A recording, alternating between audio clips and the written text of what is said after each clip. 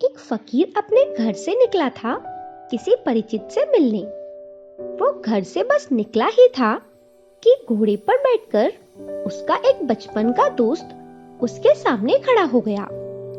उसने कहा कि दोस्त, वर्षों से प्रतीक्षा करता था कि तुम आओगे तो बैठेंगे और बातें करेंगे, और दुर्भाग्य देखो कि मुझे आज ही किसी मित्र से मिलने जाना है। मैं वचन दे चुका हूँ, इसलिए मुझे वहां जाना होगा, लेकिन घंटे भर में जल्दी से जल्दी लौट आऊंगा। तब तक तुम मेरे घर पर विश्राम करो। उसके मित्र ने कहा कि मैं तुम्हारे बिना यहाँ क्या करूंगा? अच्छा होगा कि मैं तुम्हारे साथ ही चला चलूं, लेकिन रास्ते की धूल से मेरे कपड़े गंदे हो गए हैं। अगर तुम्हारे पास कुछ अच्छे कपड़े हों तो वो मुझे दे दो, तो उन्हें पहनकर मैं तुम्हारे साथ चलता हूँ। किसी सम्राट ने उसे एक बहुमूल्य कोट, एक पगड़ी और धोती भेंट की थी। उसने उन्हें संभाल कर रखा हुआ था। सोचा था कभी जरूरत पड़ेगी तो पहनूंगा, पर वो जरूरत कभी आई ही नहीं। वही कपड़े वो निकालकर खुशी खुशी ले आया। मित्र ने जब वो कपड़े पहन लिए तब उसे थोड़ी ईर्ष्या पैदा हुई। बेशकीमती कपड़े पहनकर मित्र किसी सम्राट की तरह दिखाई देने लगा। कोट बहुमूल्य था, पगड़ी थी, धोती थी, शानदार जूते थे, और उसके सामने वो फकीर बिल्कुल ही नौकर चाकर दीनहीन दिखाई पड़ने लगा। उसने सोचा, ये तो बड़ी मुश्किल हो गई, ये तो बड़ा गलत काम हुआ। अब जिनके घर भी मैं इसे ले जाऊंगा उन सबका ध्यान इस पर ही होगा, मुझ पर किसी का भी ध्यान नहीं जाएगा। सोचा नहीं था कि आज अपने ही कपड़ों के कारण मैं दीनहीन हो जाऊंगा। लेकिन उसने बार-बार मन को समझाया कि मैं फकीर हूँ, आत्मा परमात्मा की बात करने वाला। क्या रखा है कोट में, पगड़ी में? छोड़ो, इसे पहने रहने दो, क्या फर्क पड़ता है? लेकिन जितना समझाने की कोशिश की कि कोट पगड़ी में क्या रखा है, तो वो कोट पगड़ी ही उसके मन में घूमने लगी। मित्र दूसरी बात करने लगा, लेकिन उसका मन नहीं लग रहा था। भीतर उसे बस कोट और पगड़ी ही दिखाई दे रहे थे। रास्ते पर जो भी आदमी उन्हें देखता, उनमें से कोई भी उसे नहीं देखता। सबकी नजरें बस मित्र पर होती। वो बड़ी मुश्किल में पड़ गया। उसने सोचा, आज तो मुझसे बड़ी भूल हो गई। थोड़ी देर में जिनके घर जाना था वहां पहुंचा। जाकर परिचय दिया कि ये मेरे मित्र हैं, बचपन के दोस्त हैं, बहुत प्यारे आदमी हैं। और फिर अचानक अनजाने ही मुंह से निकल गया कि रह गए कपड़े सो कपड़े मेरे हैं। जिनके घर गए थे वे भी उसके कपड़ों को ही देख रहे थे, और उसके भीतर कोट पगड़ी ही चल रही थी। इसी वजह से अचानक निकल गया मुंह से कि कपड़े मेरे हैं। मित्र भी हैरान हुआ, घर के लोग भी हैरान हुए कि ये क्या पागलपन की बात है। ख्याल उसको भी आ गया, लेकिन बोले जाने के बाद तब पछताया कि ये तो भूल हो गई।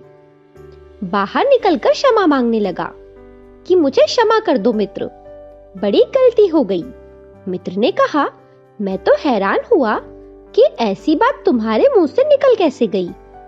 उसने कहा कि कुछ नहीं, सिर्फ जुबान की चूक हो गई। हालांकि जुबान की चूक कभी भी नहीं होती है। भीतर जो कुछ चलता होता है तो कभी-कभी बेमौके जुबान से निकल जाता है, चूक कभी नहीं होती।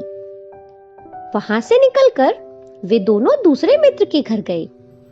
अब वो तय करता रहा रास्ते में कि अब चाहे कुछ भी हो जाए, ये नहीं कहना है कि कपड़े मेरे हैं।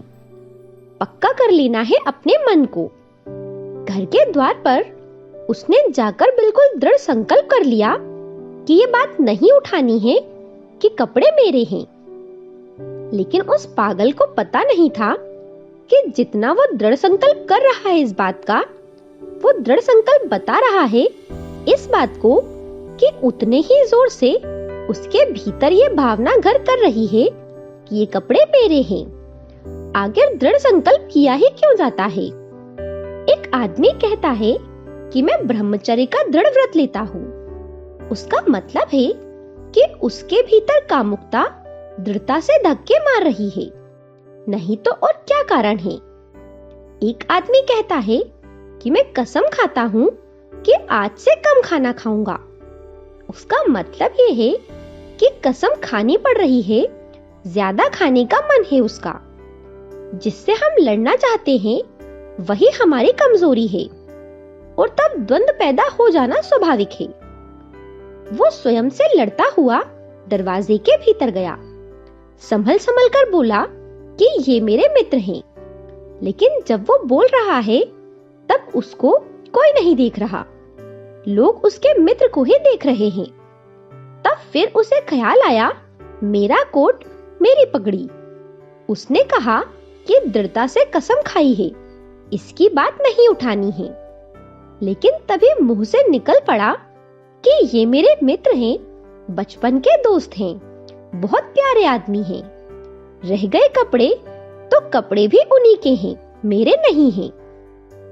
पर घर के लोगों को ख्याल आया कि कपड़े उन्हीं के हैं, मेरे नहीं हैं। आज तक ऐसा परिचय कभी देखा ही नहीं। बाहर निकलकर वो फिर क्षमा मांगने लगा कि बड़ी भूल हुई जा रही है, मैं क्या करूं? ये क्या हो गया है मुझे? आज तक मेरी जिंदगी में कपड़ों ने इस तरह से मुझे नहीं पकड़ा था। मित्र ने कहा, अब मैं तुम्हारे साथ नहीं जाऊंगा। पर वो हाथ जोड़ने लगा कि नहीं, ऐसा मत करो। जीवन भर के लिए दुख रह जाएगा कि मैंने तुम्हारे साथ दुर्व्यवहार किया। अब मैं कसम खाकर कहता हूँ कि कपड़ों की बात ही नहीं उठाऊंगा। मैं बिल्कुल भगवान की कसम खाता हूँ कि कपड़ों की बात नहीं करूंगा। और कसम खाने वालों से हमेशा सावधान रहना जरूरी है, क्योंकि जो भी कसम खाता है उसके भीतर उस कसम से भी मजबूत कुछ बैठा हुआ है, जिसके खिलाफ वो कसम खा रहा है। और वो जो भीतर बैठा है वो ज्यादा भीतर और गहरा है। कसम ऊपर से है और बाहर से। कसम चेतन मन से खाई गई है, और जो भीतर बैठा है वो अचेतन की परतों तक समाया हुआ है।